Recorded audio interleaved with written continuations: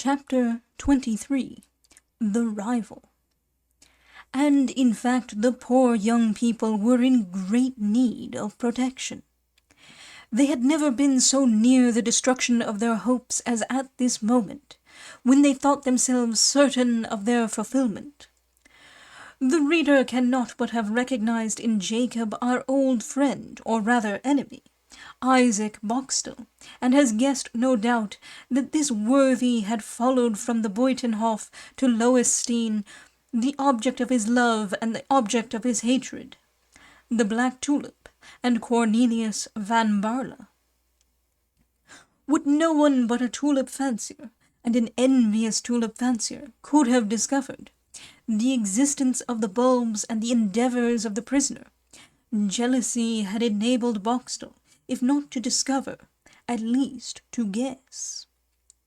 We have seen him more successful under the name of Jacob than under that of Isaac, gain the friendship of Griffiths, which for several months he cultivated by means of the best Genever ever distilled from the Texel to Antwerp, and he lulled the suspicion of the jealous turnkey by holding out to him the flattering prospect of his designing to marry Rosa. Besides thus offering a bait to the ambition of the father, he managed at the same time to interest his zeal as a jailer, picturing to him in the blackest colours the learned prisoner whom Griffiths had in his keeping, and who, as the sham Jacob had it, was in league with Satan, to the detriment of his Highness the Prince of Orange. At first he had also made some way with Rosa, not indeed in her affections, but inasmuch as, by talking to her of marriage and of love, he had evaded all the suspicions which he might otherwise have excited. We have seen how his imprudence in following Rosa into the garden had unmasked him in the eyes of the young damsel, and how the instinctive fears of Cornelius had put the two lovers on their guard against him. The reader will remember that the first cause of uneasiness was given to the prisoner by the rage of Jacob when Griffiths crushed the first bulb. In that moment Boxtel's exasperation was the more fierce, as, though suspecting that Cornelius possessed a second bulb, he by no means felt sure of it. From that moment he began to dodge the steps of Rosa, not only following her to the garden, but also to the lobbies. Only as this time he followed her in the night, and barefooted, he was neither seen nor heard, except once, when Rosa thought she saw something like a shadow on the staircase.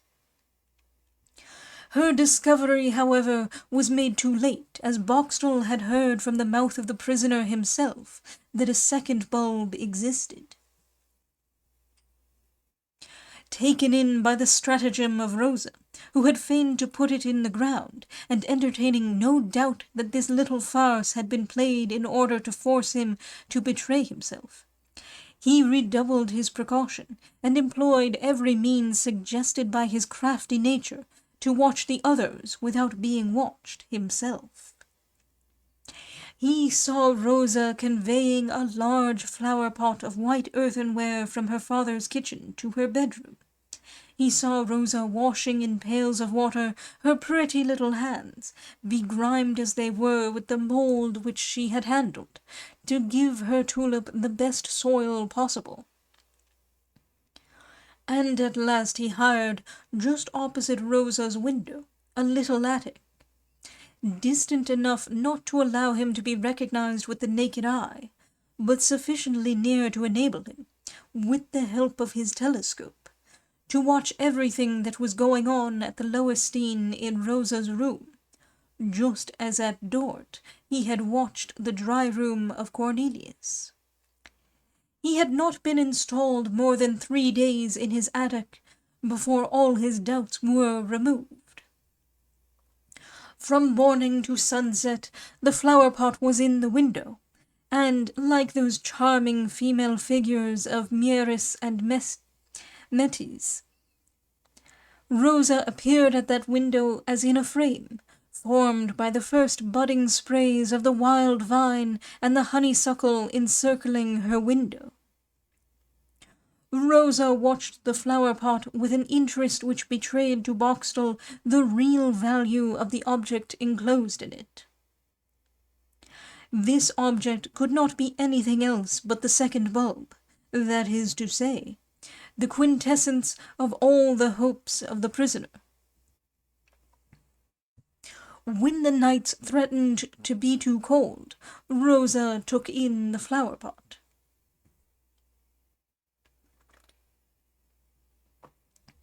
Well, it was then quite evident she was following the instructions of Cornelius, who was afraid of the bulb being killed by frost.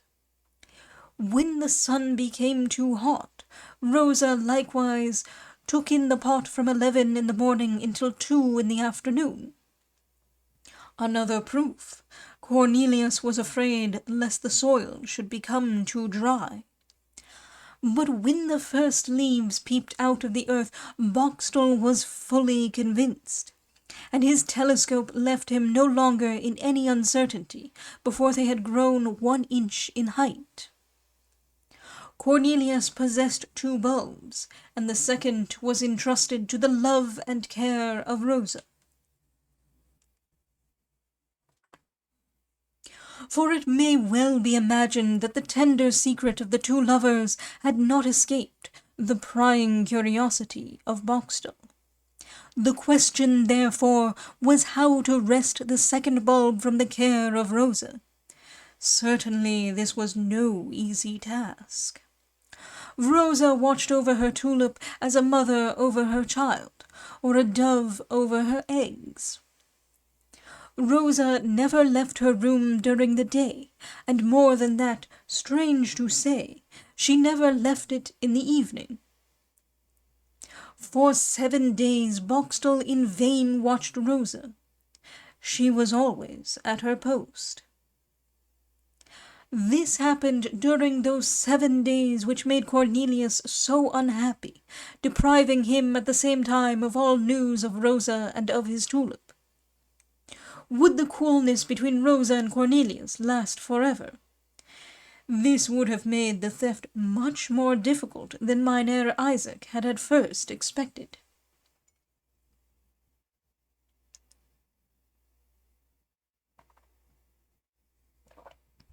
We say the theft, for Isaac had simply made up his mind to steal the tulip, and as it grew in the most profound secrecy, and as, moreover, his word, being that of a renowned tulip-grower, would any day be taken against that of an unknown girl without any knowledge of horticulture, or against that of a prisoner convicted of high treason, he confidently hoped that, having once got possession of the bulb, he would be certain to obtain the prize, and then the tulip, instead of being called Tulipa nigra barlensis, would go down to posterity under the name of Tulipa nigra boxtelensis, or Boxtelia.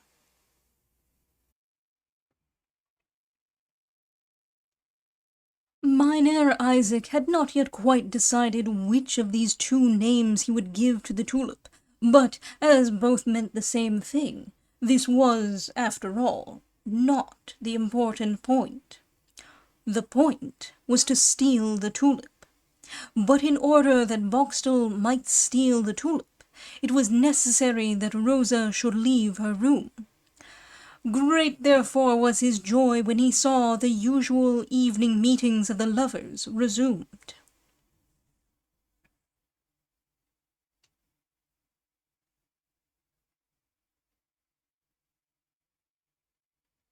He first of all took advantage of Rosa's absence to make himself fully acquainted with all the peculiarities of the door of her chamber. The lock was a double one, and in good order, but Rosa always took the key with her. Boxtel at first entertained an idea of stealing the key, but it soon occurred to him not only that it would be exceedingly difficult to abstract it from her pocket, but also that, when she perceived her loss, she would not leave her room until the lock was changed, and then Boxtel's first theft would be useless. He thought it, therefore, better to employ a different expedient. He collected as many keys as he could, and tried all of them during one of those delightful hours which Rosa and Cornelius passed together at the grating of the cell. 2 of the keys entered the lock, and one of them turned round once, but not the second time. There was, therefore, only a little to be done to this key. Boxtel covered it with a slight coat of wax, and when he thus renewed the experiment, the obstacle which prevented the key from being turned a second time left its impression on the wax.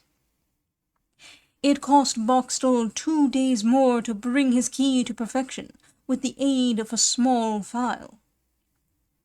Rosa's door thus opened without noise and without difficulty, and Boxtel found himself in her room alone with the Tulip. The first guilty act of Boxtel had been to climb over a wall in order to dig up the Tulip. The second, to introduce himself into the dry room of Cornelius through an open window, and the third, to enter Rosa's room by means of a false key. Thus envy urged Boxtel on with rapid steps in the career of crime. Boxtel, as we have said, was alone with the Tulip. A common thief would have taken the pot under his arm and carried it off. But Boxtel was not a common thief, and he reflected. It was not yet certain, although very probable, that the Tulip would flower black. If, therefore, he stole it now, he not only might be committing a useless crime, but also the theft might be discovered in the time which must elapse until the flower should open. He, therefore, as being in possession of the key, he might enter Rosa's chamber whenever he liked, thought it better to wait and to take it either an hour before or after opening, and to start on the instant to Haarlem, where the Tulip would be before the judges of the committee, before anyone else could put in a reclamation. Should anyone then reclaim it, Boxtel would in his turn charge him or her with theft. This was a deep-laid scheme, and quite worthy of its author. Thus, every evening during that delightful hour which the 2 lovers passed together at the grated window, Boxtel entered Rosa's chamber to watch the progress which the black Tulip had made towards flowering. On the evening at which we have arrived, he was going to enter according to custom, but the 2 lovers, as we have seen, only exchanged a few words before Cornelius sent Rosa back to watch over the Tulip. Seeing Rosa enter her room 10 minutes after she had left it, Boxtel guessed that the Tulip had opened, or was about to open.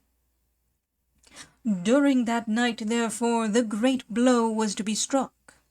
Boxtel presented himself before Griffiths with a double supply of Genèvre, that is to say, with a bottle in each pocket.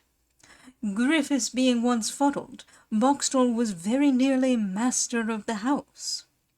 At 11 o'clock, Griffiths was dead drunk. At 2 in the morning, Boxtel saw Rosa leaving the chamber, but evidently she held in her arms something which she carried with great care. He did not doubt that this was the black Tulip which was in flower. But what was she going to do with it? Would she set out that instant to Haarlem with it? It was not possible that a young girl should undertake such a journey alone during the night. Was she only going to show the Tulip to Cornelius? This was more likely. He followed Rosa in his stocking feet, walking on tiptoe. He saw her approach the grated window. He heard her calling Cornelius. By the light of the dark lantern he saw the tulip open, and black as the night in which he was hidden. He heard the plan concerted between Cornelius and Rosa to send a messenger to Haarlem. He saw the lips of the lovers meet, and then heard Cornelius send Rosa away. He saw Rosa extinguish the light and return to her chamber. 10 minutes after, he saw her leave the room again, and lock it twice. Boxtel, who saw all this whilst hiding himself on the landing-place of the staircase above, descended step by step from his story as Rosa descended from hers, so that when she touched with her light foot the lowest step of the staircase, Boxtel touched with a still lighter hand the lock of Rosa's chamber. And in that hand, it must be understood, he held the false key which opened Rosa's door as easily as did the real one. And this is why, in the beginning of the chapter, we said that the poor young people were in great need of the protection of God.